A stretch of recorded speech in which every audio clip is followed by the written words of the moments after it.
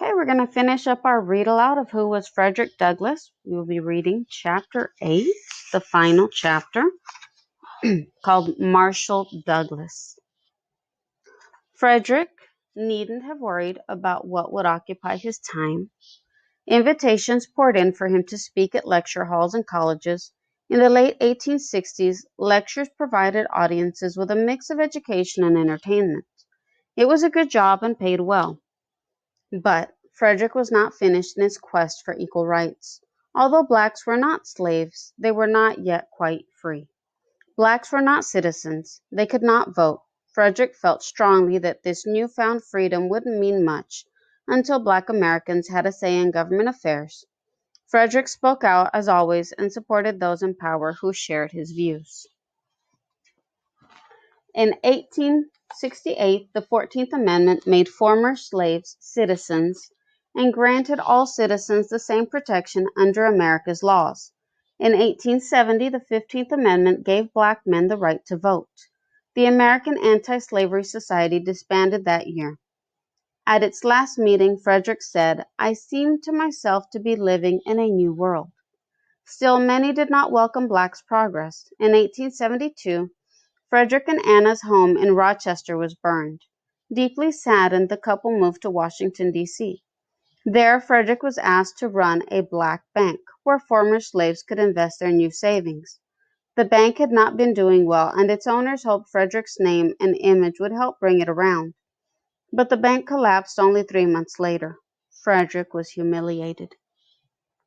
In 1877, President Hayes appointed Frederick U.S. Marshal of the District of Columbia. Reconstruction. The period after the Civil War was known as Reconstruction. The enormous task of reuniting North and South fell to President Andrew Johnson, who was a Southerner and did not share Lincoln's vision. There were 4 million former slaves without food, homes, or money.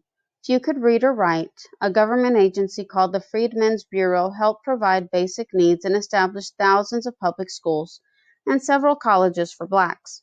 Soldiers from the North were stationed in the South to help protect blacks and their rights. By 1875, 16 black men had been elected to Congress and hundreds served in their state legislatures.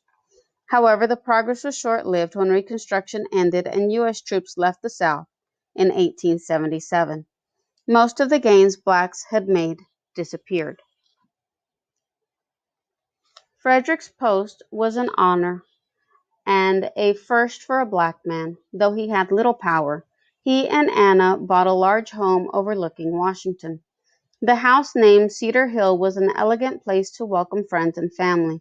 In 1881, Frederick published his third autobiography, The Life and Times of Frederick Douglass.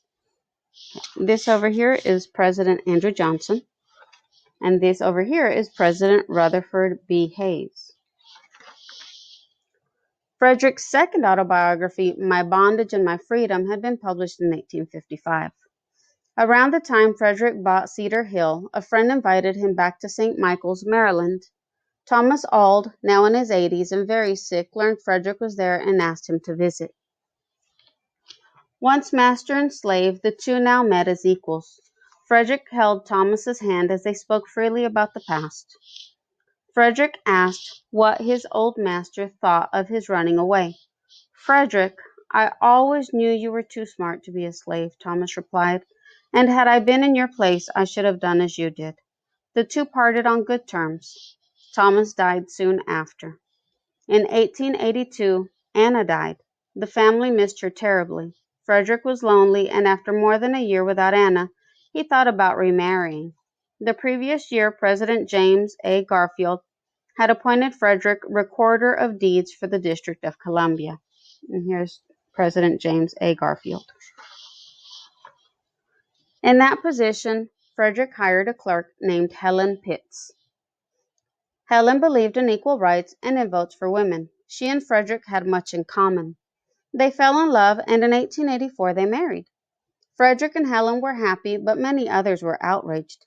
Helen was 20 years younger than Frederick, and she was white.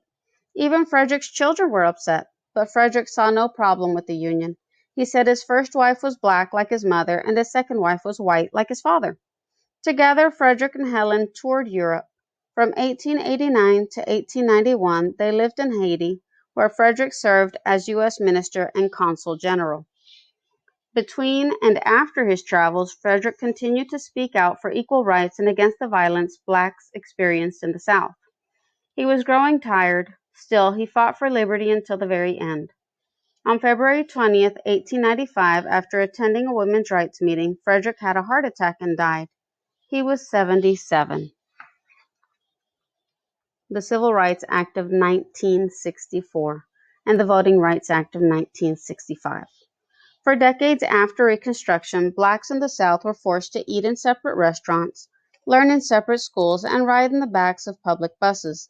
They were kept from voting by literacy tests, poll taxes, fees charged for voting, and violence.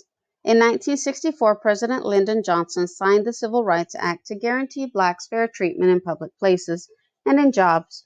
The following year, the Voting Rights Act of 1965 enforced the 15th Amendment, banning literacy tests and other requirements that kept citizens from voting because of the color of their skin. As Frederick Douglass had said 100 years before, blacks were not really free if they could not vote. The nation had lost its most famous and ardent black leader. Black schools in Washington closed for his funeral.